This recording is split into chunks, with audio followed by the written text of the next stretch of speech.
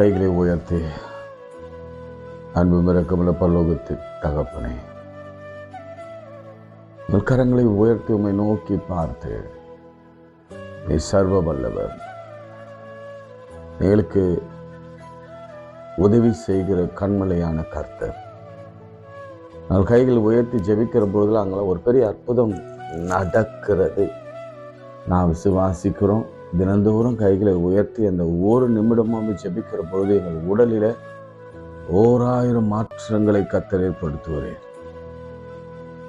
எங்களுக்கு விரோதமாக, எங்கள் சரீரத்துக்கு விரோதமாக செயல்படுகிற எல்லா அந்தகார வலிமையின் கிரைகளும் பலவீனங்களும் சோர்வுகளும் இந்த ஒரு நொடியிலே மாற்றுகிறேன், ஒரு நிமிடத்திலே மாற்றுகிறேன். எங்கள் சத்துருக்களை விழ பண்ணுகிறேன். ஒருவேளை எங்கள் கண்கள் அதை காணாமல் போனாலும் நிச்சயமாகவே எங்களுக்கு மறைந்திருக்கிற எங்கள் சத்துருக்களை கீழே விழுறாங்க என்பதை நாங்கள் விசுவாசத்திலே அறிகிறோம். அநேக ஆசீர்வாதங்கள் வந்து கொண்டிருக்கிறது.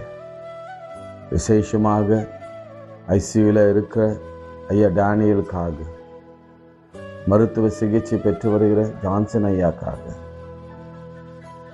சுகம் பெற்று வருகிற செலின் டீச்சருக்காக, ஆண்டவரே, இன்னும் மனநிலையில் பிரச்சனைகளில், வேதனைகளில், கண்ணீரில், கவலையில், குழந்தை இல்லாமல், திருமணமாகாமல், ஒரு விதமான விரக்தியோடு பிசாசின் தந்திரங்களோடு கூட இருக்கிறவர்களுக்காக, சரி, ஒரு நிமிடம் கைகளை உயர்த்தி பிசாசினாலே பாதிக்கப்படுகிறவர்களை நீங்கள் கையை உயர்த்துங்க. ஆண்டவர் அங்கே ஒரு பெரிய அலக்கழிப்பை நடத்துவார். அங்கே பெரிய அக்கினியை போடுவார். அங்கே அந்த பிசாசு எரிகிறத நம்ம விசுவாசத்தில் பார்ப்போம். உங்களுக்கு யாராவது மனசில் நான் நினச்சிக்கோங்க, அவங்க மேலே ஆவியானவர் இறங்குகிறார். ஆவியானவர் இறங்கும் பொழுது அங்கே விடுதலை உண்டாகும்.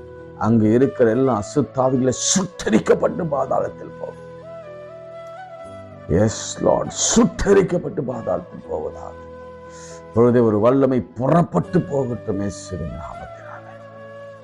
Thank you for healing, Lord. Thank you for delivering, Lord. Thank you for providing, Lord. Thank you for your miracle, O Lord. In Jesus' name we pray. Amen.